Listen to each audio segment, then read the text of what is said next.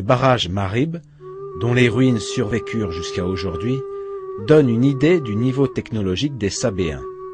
Grâce à ce barrage, ils purent bâtir un monde vert au milieu du désert.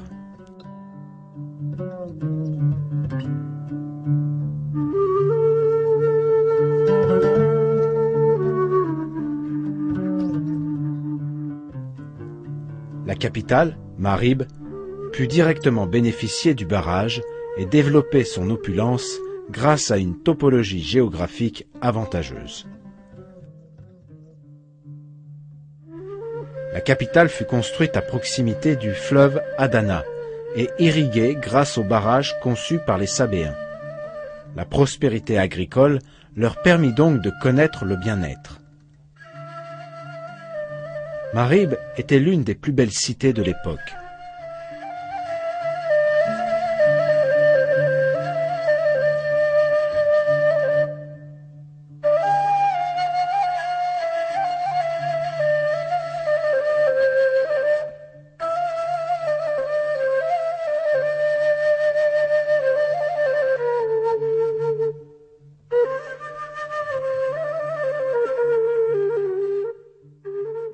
L'écrivain grec Pline, qui eut l'occasion de visiter la région, fit l'éloge de cette terre et de sa verdure.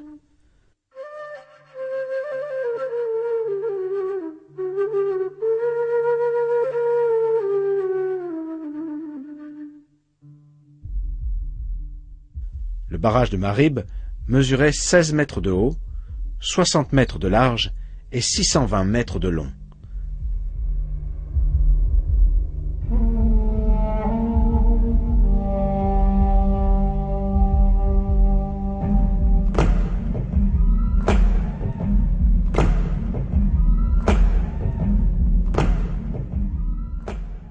Les calculs ont montré qu'il permettait l'arrivée de l'eau vers les deux vastes plaines de part et d'autre de la ville.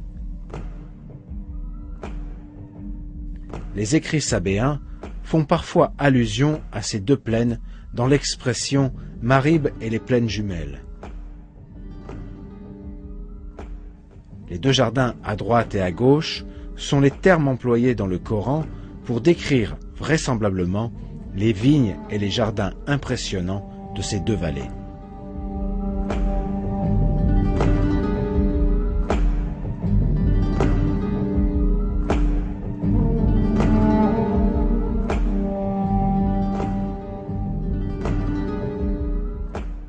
Grâce aux barrages et aux infrastructures d'irrigation, la région fut qualifiée la région la plus fertile de tout le Yémen.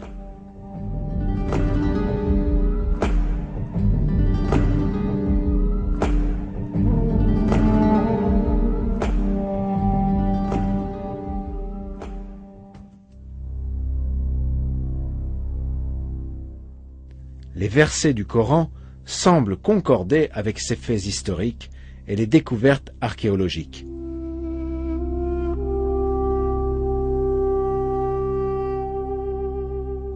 Le peuple refusa de prendre en compte les avertissements du prophète et se montra indigne des bénédictions de Dieu.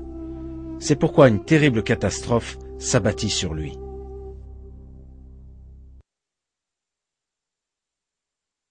Il y avait assurément pour la tribu de Saba un signe dans leurs habitats, deux jardins, l'un à droite et l'autre à gauche. Mangez de ce que votre Seigneur vous a attribué, et soyez-lui reconnaissant.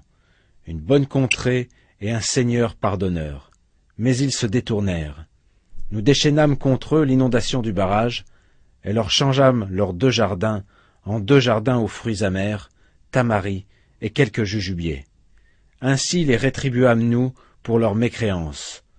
Saurions-nous sanctionner un autre que le mécréant?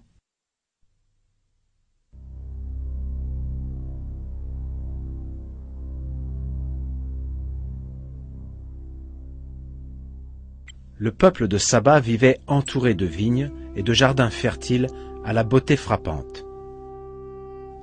La contrée de Saba se situait à l'intersection des routes commerciales et prospéra au point de devenir l'une des plus importantes villes de l'époque.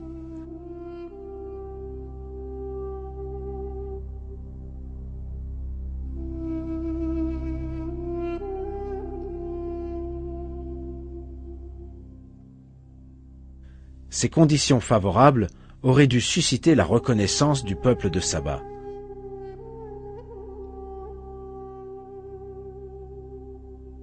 Or, ils se détournèrent. Leur arrogance vis-à-vis de leur confort causa leur perte. La région entière fut balayée par une terrible inondation.